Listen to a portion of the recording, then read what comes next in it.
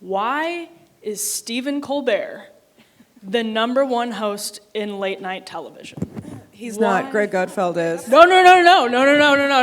It's so Gutfeld is that's part of what I was going to talk about. So Gutfeld, I actually wrote a story a couple of years ago when Gutfeld was really making inroads, and I'm a huge Red Eye fan from back in the day, and I've been on Gutfeld a couple times. It's super fun, and it does have that late night vibe. And he is really creeping up on Stephen Colbert. He's beaten him in several metrics for several stretches of time. Stephen Colbert still has an edge annually, right? So we'll look back on this year and it's possible Greg Gutfeld will have beat Stephen Colbert, and that's the point. Stephen Colbert has been the #1 host in late night despite being the least funny person on late night television for several years. Not only is he the least funny, he's actually also just the most political. And that used to be late night comedy used to be a very different thing. It's not that Johnny Carson wasn't political, it's that Johnny Carson was neutral. Right, and Johnny Carson is what we would call an equal opportunity offender. He had fun with everybody. Why is that? Well, maybe because Johnny Carson was just a great guy, but it was also the business model.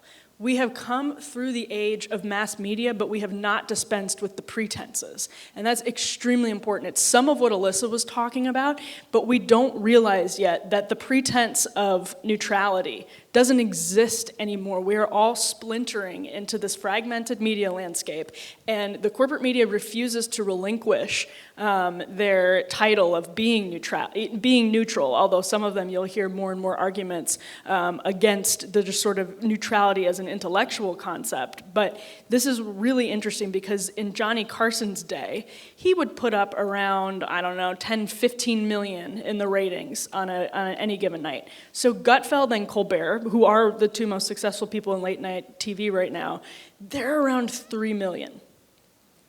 That happened in our culture really, really quickly. We went from having touchstones that everybody was watching and reading at the same time to all of us watching. I mean, in any given night, you don't have to watch Colbert. You can watch Johnny Carson from any given night in 1975. The choices are endless. And so with that means we're losing our cultural touchstones. So Johnny Carson's writers used to have to sit around and say, what will make America laugh tonight?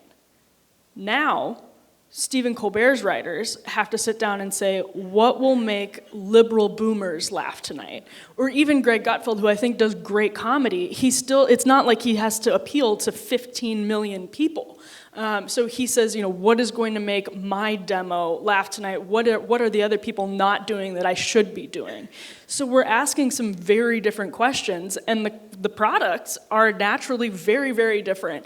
And because it happens so quickly, we are adjusting to that. We don't totally realize, if you grew up in the era of even Jay Leno, you're still not used to this idea that, my goodness, Jon Stewart is pulling a lot of viewers away, and everyone is watching different things at 11 p.m. That's a very different country, and that's everything that Amanda was saying about our myths and about just our messages and our experience as the United States of America, that has had a huge impact on it. And again, we still haven't fully realized that the numbers are that dramatically different. And mass media really necessitated neutrality. So that's how you go from Walter Cronkite sort of slowly to Dan Rather to Lester Holt, who Lester Holt has openly said that fairness is overrated. I mean, think about that. If Walter Cronkite had said that fairness is overrated, his career would have ended that day in incredible shame, right? It would be over. But that's not how the media works anymore. Lester Holt can say that and get away with it, but actually get awarded for it because his network doesn't need him to be putting up the same numbers anymore, and because this is the part that's sort of, in the sense that this is a confluence of really, I think, dangerous factors. On the one hand, you have the splintering of mass media without us realizing that that's what's happened, and on the other hand, you have the rise of what I have called the progressive or bigot binary. This is the idea. You can go back to academics. You can trace it, back years and years and years. It's been festering in the fringes in academia for years and years.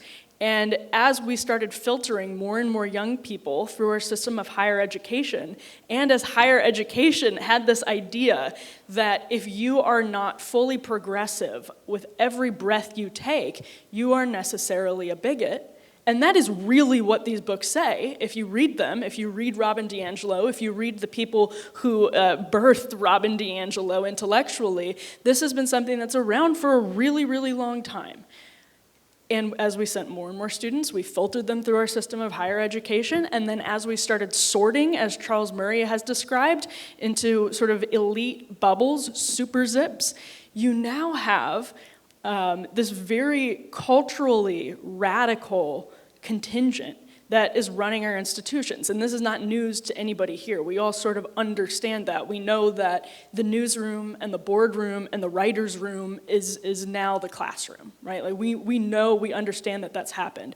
But when you mix it together with the splintering of mass media, things are getting really weird, right? Like the culture is getting really weird, but there's some good news to all of that.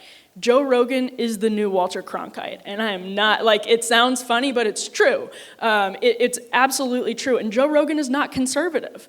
And there are a ton of people who are in this space who are not conservative, and that isn't to say conservatives aren't having a huge impact. I mean, Ben Shapiro is one of the most popular podcasts in the world. Ben Shapiro. And I cannot tell you the number of young people that I have talked to, even liberal kids, who listen to Ben Shapiro all the time. And I can't tell you, in my own family, people who have sort of come out of, their teenage hazes and found Ben Shapiro and just had the right values and right ideas. It's really interesting.